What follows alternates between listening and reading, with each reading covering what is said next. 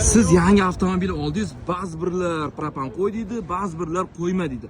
Shuni propanni plyus va minusini to'liq sizga aytib o'tamiz. Ungacha bizga obuna bo'lib turing. Birinchi plyusiga keladigan bo'lsak, qaytarib o'tamiz.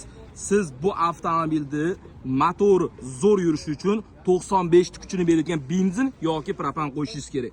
Ya'ni propanning kuchi 95 beradi, qaytarib o'tamiz 95 va kolsaga, kladishga, porshunga, umumiy motor sistemasiga propanning foydasi juda ham katta.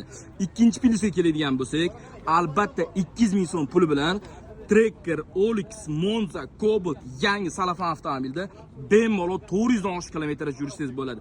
Endi propanning minusiga keladigan bo'lsak, 500 ming so'mga benzinda shu kilometraj yurasiz. Agarda mana shuni minus deb biladigan bo'lsangiz.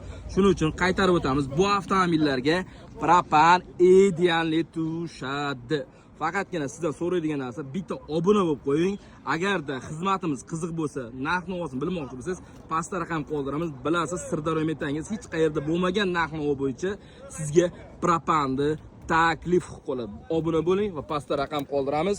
24 ga imkon qadar sifatli holatda sizga o'z sifatli ishlarimiz taklif qilamiz. Barcha turdagi avtomobillarga. Xo'p, Navoiy viloyatidan keyin, Toshkent viloyatidan keyin, Toshkent viloyatidan keyin, Qo'qon viloyatidan keyin, bu tomonda Samarqand viloyatidan keyin pastda raqam qoldiramiz.